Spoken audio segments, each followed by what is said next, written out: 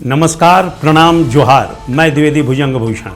झारखंड का बजट सत्र 1 महीने चला। इस बजट सत्र को समराइज करके 2 मिनट में आप समझिए कि क्या बजट सत्र है या के लिए, क्योंकि सरकार में जो पैसे लगते हैं वो आम गरीब जनता का पैसा होता है। टैक्स के पैसे से बजट सत्र चलता है, वो कई फंड इन नेताओं के पॉकेट से नहीं आता है। तो 1 महीने में इन्होंने बजट सत्र में 14 दिन तक लगातार हंगामा, कभी 2 दिन पहले 2 दिन बाद, कभी 5 मिनट सत्र चला, कभी भोजनावकाश तक सत्र चला, कभी शाम को सत्र का अवसान कर दिया गया। तो ये तमाम जो है ना, टाइमिंग की बर्बादी होती है। अगर घंटे घंटे पर जोड़ेंगे ना तो लाखों रुपए बजट सत्र पे लगते हैं। लेकिन इसकी चिंता किसको है? किसी को नहीं। बजट सत्र में केवल एक चीज़ गूंजती रही लगातार कि सरकार के पास, केंद्र सरकार के पास झारखंड सरकार ने आरोप लगाया कि 1,36,000 करोड़ रुपए बकाया हैं।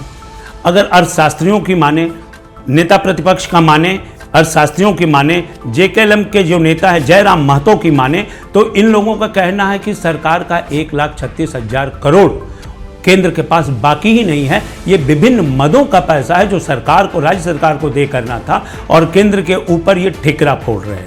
और 1,36,000 करोड़ के सरकार ने कभी भी विवरणी नहीं दी, कभी उसका मिनट्स नहीं दिया, उसका जो ब्रेकअप था वो नहीं दिया।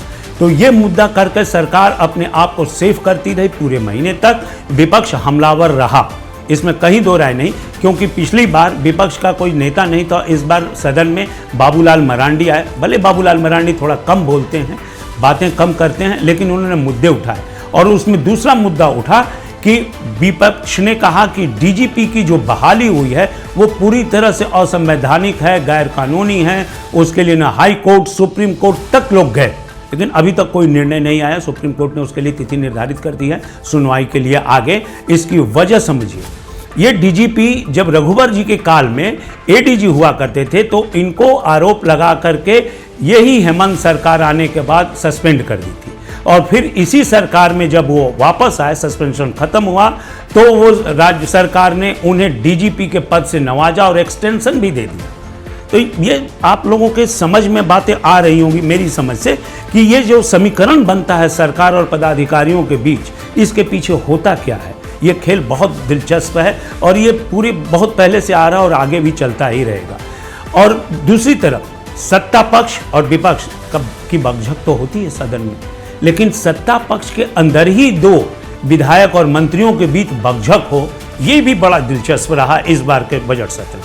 इरफान अंसारी, सुदीप जो हैं, वो 2 लोग हैं जो यहाँ पर पूरी तरह से बकझक करते नजर आए। प्रदीप यादव भी उस बकझक में कूद गए, कुछ लोग और कूद गए। ये सारे सत्ता पक्ष के लोग आपस में ही बकझक करने लगे, एक दूसरे को डिक्टेट करने लगे, हाउस में बैठो, चुप रहो, ये करो। तो इन चीज़ों का पूरी तरह से मौज मस्ती लिया भाजपा के लोगों ने, नेता प्रतिपक्ष ने। उन्हें पहली बार मालूम हुआ कि गठबंधन के अंदर इस तरह की भी बातें होती हैं, और ये बातें उभर के सामने आई जो काफ़ी शर्मसार की हेमंत सोरेन को और इस गठबंधन को। इसके ऊपर काफ़ी शर्मसार किया उन लोगों ने, और लोग ये कहने को मजबूर हो गए कि जब इन्हें आपस में नहीं बनती तो राज्य सरकार ये जनता के लिए क्या करेगी। अब डीजीपी की बात हो गई, और डीजीपी वर्तमान में अभी जो टारगेट उन लोगों ने किया था डीजीपी को, तो डीजीपी ने हाउस में कहा था कि 24 घंटे के अंदर एक दुर्दांत अपराधी था यहाँ पे, अमन साहू, उसको उन्होंने कहा गिरफ्तार करूंगा, और उसकी इनकाउंटर हो गई। उसकी कहानी मैं पहले भी बता चुका हूँ आपको। डीजीपी आज के डेट में सीआईडी, एसीबी और स्पेशल ब्रांच, इन तमाम चीज़ों के भी प्रभार में है। वो सारा कंट्रोल उन्हीं के हाथ में है। इसको लेकर भी बाबूलाल मरांडी ने कई बार प्रश्न उठाए, बैकफुट पर सरकार को ले जाने की कोशिश की। उनकी दुश्मनी सरकार से है, डीजीपी से नहीं है, लेकिन मुद्दा सरकार द्वारा किए गए डीजीपी की प्रोन्नति और उनके दिए गए तमाम प्रभाव को उन्होंने माध्यम बनाया और सरकार को बैकफुट पर ढकेलने की कोशिश की।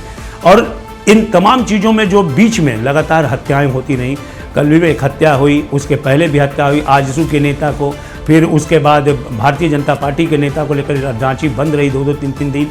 उसके पहले सिरम टोली, एक यहाँ फ्लाईओवर है जहाँ पे सरना स्थल आदिवासियों का, उन्होंने मसाल जुलूस निकाला, रांची बंद की, सरकार को पूरी तरह से पंगु कर दिया। और इन तमाम चीज़ों के बीच में सदन चलता, लोग सदन में होली खेलते रहे, सदन में आसन के भर से सीएम एकादश के बीच क्रिकेट मैच का लोग आनंद लेते रहे। जनता की परवाह किसी की वो नहीं है कि कहाँ जनता पिट रही है, कहाँ जनता मार रही है, लोग आंदोलनकारी किस तरह से पूरे राज्य को तहस नहस कर रहे हैं, कहाँ करप्शन हो रहा है, इनका कोई मतलब नहीं है। एक एक सेविका सहायिका यहाँ पर अब मैया सम्मान योजना के कार्ड को प्रूफ करने के लिए पैसा लेती है, उस पर किसी की निगाह नहीं है।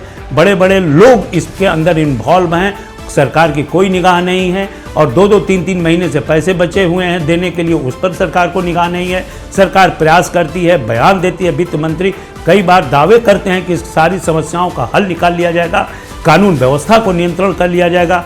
अभी जो कानून व्यवस्था है इससे बेहतर कानून व्यवस्था कभी नहीं इस राज्य में रहा। तो ये तमाम दावे पर दावे लगातार चलते रह रहे हैं और बजट सत्र इसमें पूरी तरह से ये जो है ना 1.45 लाख करोड़ की बजट जो यहाँ पर हुआ, तो वो पूरी तरह से यूं समझ लें कि एक दिखावटी आईना है। इसमें सबसे ज़्यादा पैसा जो है वो जाएगा मैया सम्मान योजना, जिसने वोट देकर के इन्हें जिताया और आसन पे बैठाया। अब इस तमाम मुद्दों के बीच में कई बार ऐसा हुआ कि विपक्ष बेल में घुस आया, मेजें तोड़ी, थपथपाए, कागज फाड़े गए, लोग वॉकआउट किए, धरना प्रदर्शन किए। तो ये जो मैसेज जाता है आजकल पहले की जैसा नहीं है। आजकल सारी चीज़ें लाइव जाती हैं और यूट्यूब पे जाती हैं, फेसबुक पे जाती हैं, हर आदमी के हाथ में मोबाइल है। वो चाल चरित्र और चेहरा इन नेताओं के, विधायकों के, मंत्रियों के, सरकार की वो देखता है कि हम किन्हें चुनकर भेजे हैं, और शायद वो शर्म भी करता होगा। लेकिन एक बार मोहर मारने का समय था, हाथ कट गया, 5 साल तक उसका कोई इलाज नहीं है। और इसी तरह से आप देख लीजिए कि सरायकेला में 500 बेड का एक बड़ा अस्पताल बनाने का भी एक अच्छा निर्णय हुआ, खेल बटालियन के गठन का भी निर्णय हुआ, और मैया सम्मान योजना में जो फर्जी लोग हैं उनको धर पकड़ करने की भी शुरुआत हुई। और बजट सत्र खत्म होते ही सरकार राहत की सांस लेती है कि विपक्ष का सामना नहीं करना पड़ेगा, मीडिया का सामना नहीं करना पड़ेगा। तो वो राहत की सांस की शुरुआत अब हेमंत सोरेन और उनकी सरकार लेनी शुरू कर दी है। धन्यवाद।